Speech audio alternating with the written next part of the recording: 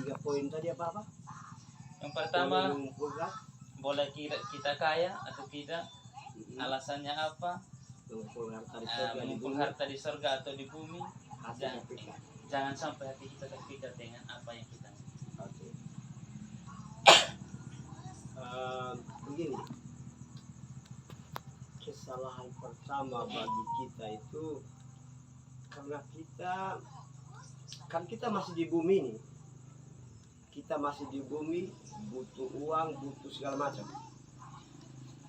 Tetapi kenapa kita kan ini bicara hidup hari-hari, bicara lapangan. Orang terlalu banyak bicara teori itu tidak bagus juga. Teori memang bagus, tapi kalau teori tidak diaplikasikan ke lapangan itu nol, tidak ada hasil. Tapi kalau teori ada aplikasi langsung ke lapangan, eksekusi langsung ke lapangan, itu baru Tuhan bilang itu subject verb. Kalau gitu dah. Nah, mungkin kita baca dulu ini firman Tuhan sebelum saya ngomong. Pertama Timotius 6 ayat 8 sampai 10. Ini saya berbicara tentang antisipasi saja. Pertama Timotius 6 ayat 8 sampai 10. Asal ada makanan dan pakaian. Tadi belum bersuara, tuan rumah yang baca. Asal ada makanan dan pakaian, cukuplah. Terus mau. Kurang besar kah? Iya. Asal ada makanan dan pakaian, cukuplah. Tetapi mereka yang ingin kaya terjatuh ke dalam pencobaan, ke dalam jerat dan ke dalam berbagai-bagai nafsu yang hampa dan yang mencelakakan, yang menenggelamkan manusia ke dalam keruntuhan dan kebinasaan. Ayat ke-10. Karena akar segala kejahatan ialah cinta uang. Sebab oleh memburu uanglah beberapa orang telah menyimpang dari iman dan menyiksa dirinya dengan berbagai-bagai duka. Ya. Yang dibilang bolehkah kita menjadi kaya? Ya dah. Nah, saya juga bilang boleh. Tapi begini, kita bicara lapangan saja, kenyataan yang sedang terjadi hari ini. Orang lebih membangun apa? Lebih mengumpulkan harta itu untuk apa dulu? Nah, jadi hal yang pertama, kalau kita mau betul-betul tertanam berakar di dalam Tuhan itu, hal yang pertama yang perlu kita bangun, jangan belajar firman Tuhan untuk menyampaikan pada orang lain, tapi belajar firman Tuhan untuk apa? Untuk dipraktekkan dulu. Makanya saya dulu pernah ngomong di gereja sana, kita kan sekarang kan kebanyakan kalau kita dapat jatah untuk khotbah, dapat jatah untuk melayani, baru kita mati-matian belajar firman. Untuk apa? Untuk menyampaikan. Tapi kita tidak pernah belajar hari-hari itu untuk apa? Untuk dipraktekkan. Nah, yang sebetulnya kalau kita putar ini, itu menjadi dasar. Nah, itu yang akan mencegah kita dari cinta akan uang tadi, cinta akan harta tadi. Ciri-ciri orang yang cinta akan harta itu apa? Ambisi. Itu soalnya boleh senggol apa yang dia punya. Habis hari ini. Tidak boleh itu. Apalagi memang barang yang dia sukai kau rusak, itu habis semua. Itu ciri-ciri orang yang cinta uang. Itu sudah setan di dalam. Tidak boleh orang pakai apa yang dia punya. Nah, itu ciri-cirinya. Jadi yang pertama itu yang dilarang itu bukan untuk memiliki kekayaan yang kita boleh, tapi cintanya itu yang dilarang. Ambisi. Itu yang pertama yang dilarang, itu cintanya. Yang perlu kita bangun apa? Makanya saya tidak terlalu setuju dengan coach yang berbaru. Dia bilang biar 15 menit juga, 5 menit juga. dengan Tuhan itu tidak apa-apa. Saya lebih setuju begini. Semakin lama kita bergaul dengan firman, semakin lama kita menaikkan pujian penyembahan, semakin lama kita tertanam dalam hadirat Tuhan, ada karakter ilahi yang transfer di dalam kita, dan itu yang membuat kita tidak cinta ini harta. Tidak cinta. Kita lihat orang lain yang perlu kita bantu, mungkin kita pas-pas, kita dengan mudah untuk angkat. Saya tidak pernah bilang begini, harus banyak. Pokoknya kita berpartisipasi, bangun sama-sama. Nah, gitu. Jadi seberapa waktu yang kita persembahkan untuk bersama-sama dengan Tuhan, biasanya itu mempengaruhi cinta kita akan dunia ini dengan akan Tuhan. Tidak bisa bilang begini, yang penting terima kasih Tuhan Yesus, saya sudah bangun tidur ini, amin. Tidak nikmati Tuhan kalau ini. Mau nikmati Tuhan, lama bersama dengan Tuhan. Kalau memang sanggup jam, ya jam. Kalau tidak sanggup, ya mungkin 30 menit. Oh. Jangan juga 10 menit. Nah, jadi itu cinta. Yang keberikut, saya setuju dengan Om Denny tadi. Jangan ambisi. Kenapa orang itu jatuh akan cinta akan uang? Karena dia terlalu ambisi. Makanya di Matius tadi coba kita lihat ya.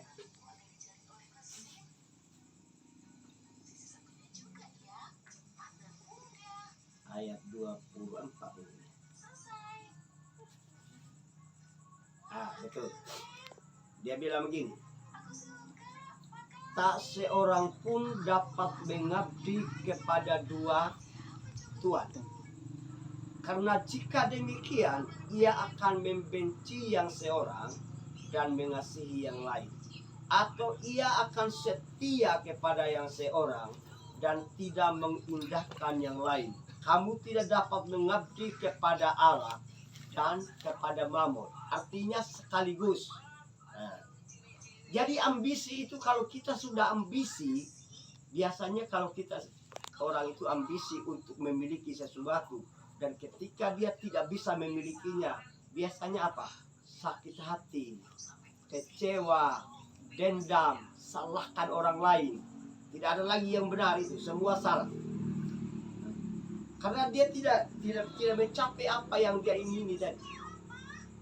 Kalau terlalu kuat untuk ambisi dengan Tuhan, itu bagus.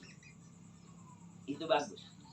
Nah, itu bagus. Kalau kita punya ambisi untuk beribadah, ambisi untuk memberi, ambisi kebanyakan, ini perlu dinilai juga ini. Kita cinta ini dunia atau tidak.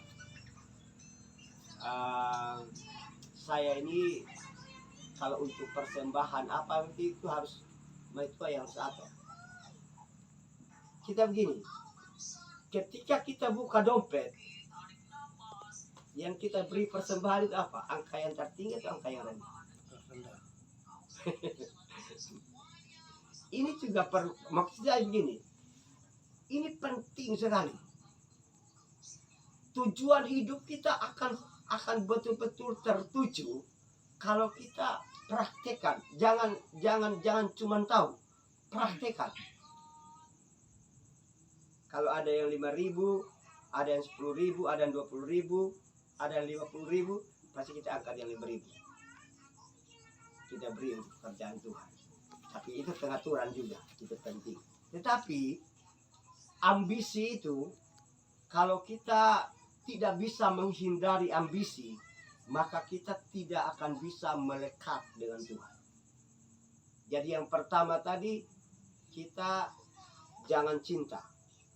Boleh kita memiliki. Yang kedua, kita jangan ambisi. Nah, jangan ambisi. Kalau kita sudah ambisi itu parah. Kalau orang dunia ya orang yang belum mengerti ya, dia ambisi boleh, lumrah. Tapi kalau kita yang sudah di dalam Tuhan, kita sudah mengerti, tetapi kita anggap enteng itu firman, kita ya sudah, nanti kan saya begini-begini. Seperti yang Bapak Fajar bilang tadi. Orang meremehkan firman itu. Kenapa? Dia sudah tahu.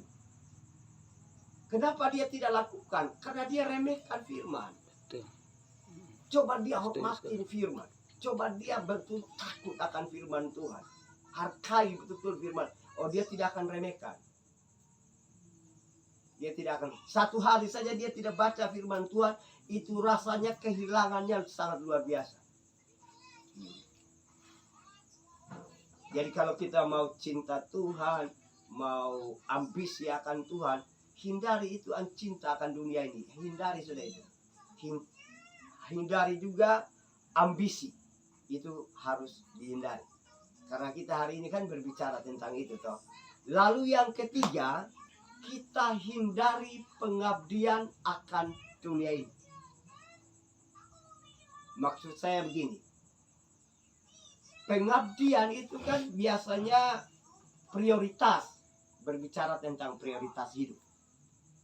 Kalau orang lebih memprioritaskan sesuatu yang sementara dibanding apa yang Tuhan punya, maka tidak bisa dia bilang begini, saya lebih cinta Tuhan. Tidak bisa.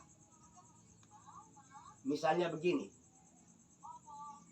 ini hari ada pesta, ini hari juga ada ibadah. Kita kan bilang begini, ibadah ini kan minggu depan pasti ada lagi. Tapi pesta ini hari saya ada pesta ini, besok tidak ada lagi. Tapi pesta apa? Nah, itu juga perlu maksud saya gini, perlu kita belajar itu. Kalau kita hati kita melekat kepada Tuhan, berapa jam sih ibadah? Habis ibadah kita masih bisa pergi ke pesta. Tapi kalau kita lebih mendahulukan pesta, tidak akan mungkin lagi kita pergi ibadah. Itu sudah otomatis itu. Betul Ustaz Dedi. Ya, ini kan kita belajar hidup hari-hari toh. Bukan cuma saudara saya juga sementara belajar. Saya juga sementara belajar bagaimana saya lebih sungguh-sungguh di dalam hadirat Tuhan. Bukan cuma berdoa untuk diri, saya berdoa untuk Om Dani, saya berdoa untuk semua. Fokus saya berdoa. Biasakan berdoa untuk mematahkan kepentingan diri sendiri. Biasakan diri membangun ini hidup dengan melayani orang lain. Tidak ada bilang, Tuhan dalam nama Yesus saya patahkan ini roh kepentingan diri saya. Saya hancurkan, saya tolak dalam nama. Dia tidak akan. Kecuali kita patahkan dia dengan cara kita mengutamakan orang lain, melayani orang lain, menghargai orang lain, mengutamakan orang lain. Tidak akan bisa. Kepentingan diri sendiri tidak akan bisa dipatahkan, tidak akan bisa ditolak, kecuali bisa dilawan dengan apa? Kita praktek. Jadi pengabdian itu prioritas. Kalau kita prioritasnya Tuhan, maka apa yang Tuhan mau itu yang kita kejar. Tidak ambisi, tidak cinta uang, tidak mengabdi kepada ini di dunia. Kenapa itu? Ini hari juga ini kita juga perlu hati-hati. Hamba-hamba Tuhan hari ini sebetulnya mereka melayani Tuhan, tetapi mereka kebanyakan mempergunakan dunia pelayanan untuk bisnis. Betul.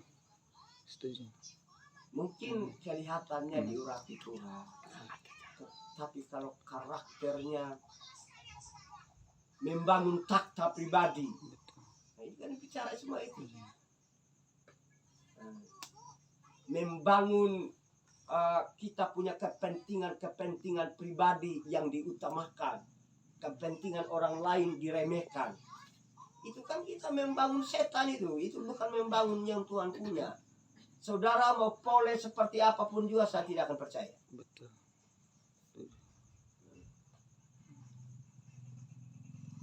Kebanyakan kita sudah lihat orang juga, apalagi dalam gereja, apalagi di dalam ibadah, jarang kita bangun persilahkan orang lain.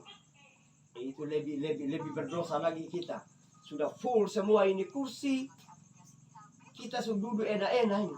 Orang lain datang, biar dia berdiri. Kita jarang saya lihat kita bangun, kita utamakan orang lain, kita layani orang lain. Itu penting. Penting untuk mematakan kita punya kepentingan diri sendiri. Itu penting. Karakter diri sendiri. Kalau kita tidak bangun ini, tidak ada bilang begini, saya tidak cinta uang. Omong kosong itu. Kalau ada satu lagi untuk kita patahkan, dicintakan uang. Uang ini kan begini. Kalau kita pergunakan ini uang hanya untuk lebih banyak untuk membelanjakan untuk diri kita sendiri saja, tanpa memperhatikan kepentingan ini. Saya berprestasi sedikit. Kan kami punya PT ini kan baru mulai lagi. Kami ini yang selama beberapa tahun ini ya uang simpanan itu sih berapa? Kalau hanya diangkat-angkat dari situ saja juga pasti habis. Nah, lalu dari kios sih berapa? Dia bukan kios ini, saya lihat kios di mana-mana ya. Saya tidak tahu di pasar ya. Kalau kios-kios yang apa dong ini, kalau dulu kami satu hari itu bisa mencapai 2 juta, bisa mencapai 1 juta lebih. Hari ini tidak ada lagi begitu. Tapi saudara, yang saya lihat begini, yang saya praktekkan, saya sudah sepakat dengan Tuhan. Saya bilang begini, apapun kondisi keuangan kita tidak boleh terapkan apa yang dikatakan seperti yang siapa yang bilang pelit tadi? Ibu Natalia. Ya? Ibu Natalia. Oh iya betul. Tidak boleh pelit. Itu tidak boleh. Setuju. Tidak boleh. Betul. Semakin kita pelit, semakin kita merasa kurang. Betul. Setuju. Semakin kita merasa kurang. Makanya saya akui waktu kami dulu habis bulan, kami lihat belasan juta masuk ke ini. Setelah PT sudah macet, bukan belasan juta, no. Tapi ini yang kami praktekkan. Gaya hidup itu yang membuat rumitnya orang. Tetapi kalau kita apa yang dikatakan oleh firman Tuhan, asal ada makanan, asal ada minuman, asal ada pakaian, cukup. Ini menghindari kita daripada cinta akan uang, cinta akan harta, cinta akan diri sendiri. Kalau kita belajar konsep ini, tapi kalau kita tidak belajar konsep ini, kalau saya tidak kaya kan, saya tidak bisa layani orang. Kau yang kecil-kecil saya kau tidak bisa lakukan, mau kaya. Coba apa ya? Kan setia dari perkara kecil dulu, Perkara toh. kecil. Ya. Betul. Kalau tidak setia di dalam perkara yang kecil, masa mau setia di dalam perkara yang Setuju besar? sekali. Kalau kau saja tidak bisa memberi perpuluhan 10.000, mustahil kita bisa memberi perpuluhan yang 100.000. Betul. Mustahil. Kok 10.000, nilai 10.000 saja kita tidak. Saya masih butuh ini, saya masih butuh ini. Jangan, saudara. Supaya kita jangan cinta akan dunia ini, jangan mengabdi akan dunia ini, jangan mementingkan kepentingan diri sendiri. Utamakan orang lain, praktekkan. Mungkin ada orang yang bilang, bodoh yang begitu tuh. Bagaimana kau bisa sejahtera kalau kau tidak sejahtera lalu kau ingat orang lain? Tidak bisa. Ketika kita utamakan orang lain, kau diutamakan Tuhan. Betul. Setuju. Itu firman. Benar. Mungkin ini yang dikatakan orang bodoh menurut pemikiran dunia, tapi menurut pemikiran Tuhan tidak. Coba praktekkan. Saya praktekkan.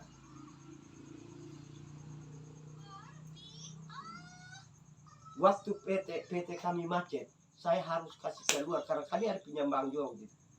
Kami harus kasih keluar 4 juta per bulan. Dari mana uangnya? Harus 4 juta.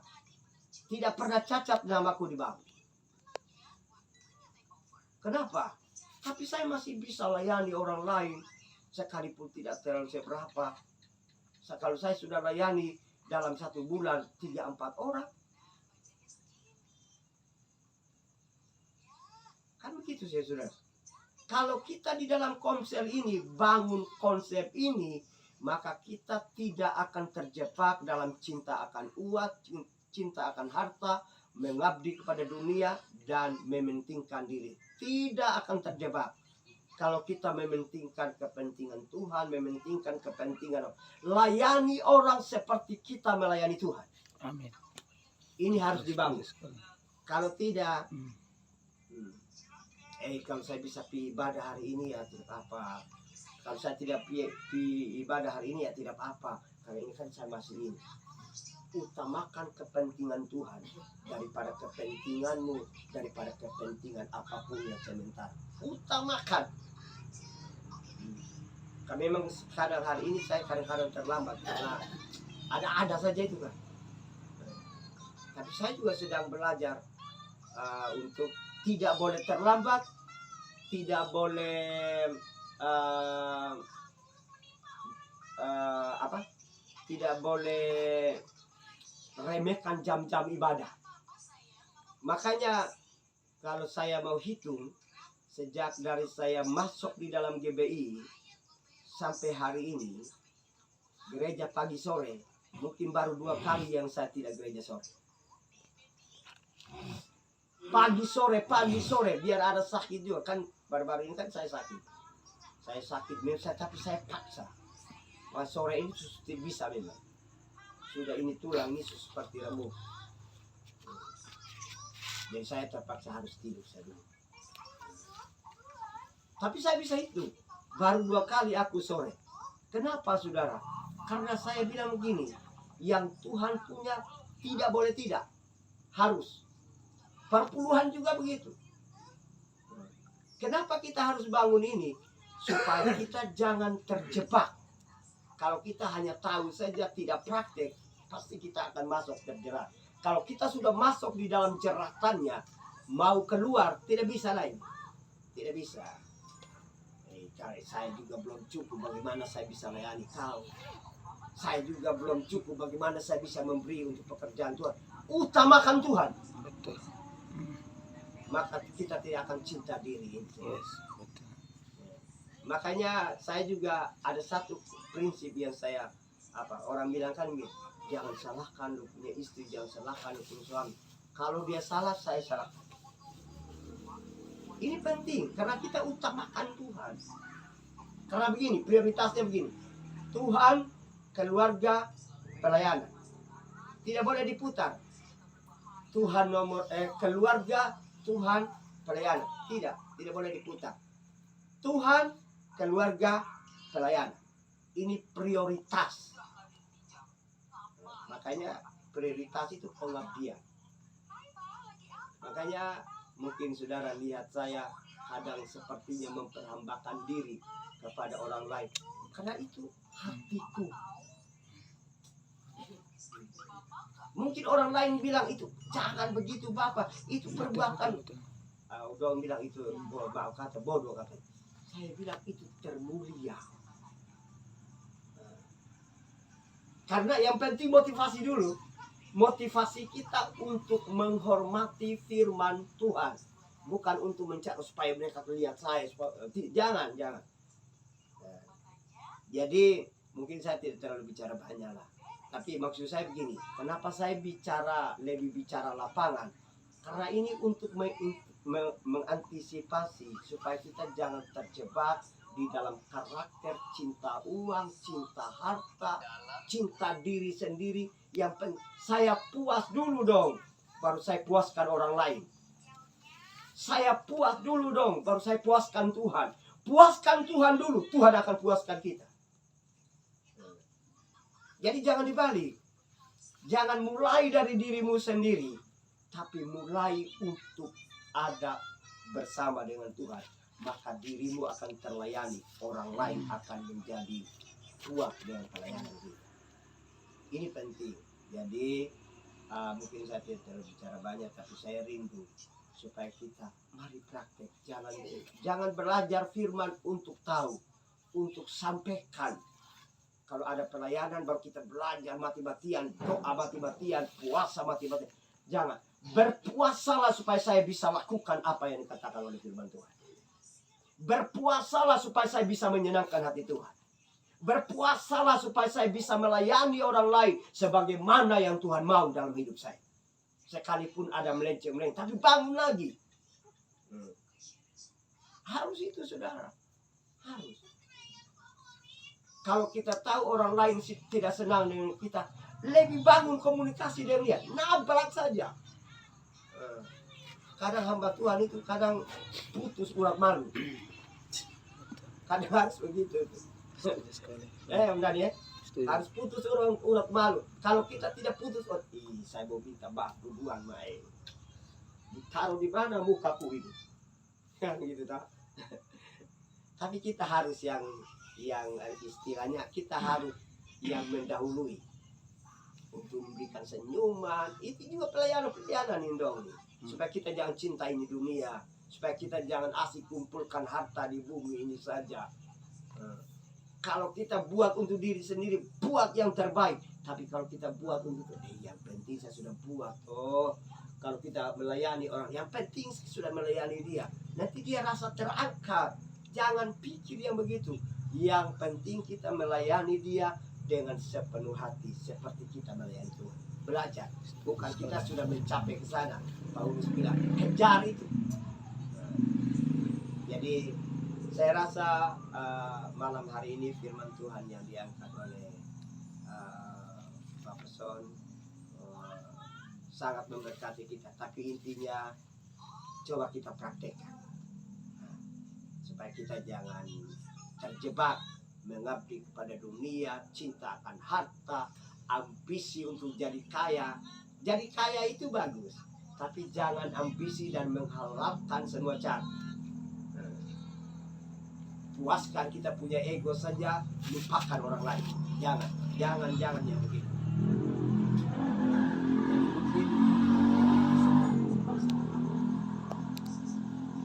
Baik, terima kasih buat Bapak Pendeta yang telah memaparkan firman Tuhan itu baik buat kita.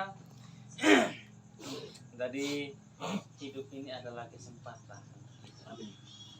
Hidup itu adalah kesempatan untuk kita melayani, kesempatan untuk kita menjadi berkat selama kita masih diberikan waktu untuk Tuhan. Jadi semua itu adalah kesempatan untuk kita menjadi berkat. Jadi inti daripada semuanya itu bahwa apa tujuan daripada hidup kita, apa tujuan daripada tindakan kita, apa tujuan daripada pelayanan kita. Seperti yang disampaikan oleh, ketika kita salah menempatkan tujuan hidup kita, maka kita juga pasti akan salah. Jangankan kita untuk melayani Tuhan, terkadang juga bukan untuk melayani Tuhan, tetapi bisa melayani diri sendiri atau memperkaya diri sendiri. Nah, itulah sebuah yang penting untuk kita berevaluasi. Komsel ini begitu bagus dan saya tertarik untuk ada di situ. Jadi kalau kita punya tujuan, artinya bahwa kita ada di komsel ini juga, apa tujuan kita, kan gitu. Betul. Oleh sebab itu, kiranya firman Tuhan malam hari ini menjadi berkat bagi kita. Mari kita terus belajar. Dan jujur juga saya kadang seperti itu. Saya ketika saya dapat tugas baru saya belajar firman Tuhan mati-matian. Padahal saya dapat malam hari ini pelajaran bahwa jangan belajar firman Tuhan untuk menyampaikan ke orang lain, tapi belajar ya untuk diri kita dulu saja. Tuhan Yesus memberkati kita. Amin. Buat firman Tuhan saya kembali kita.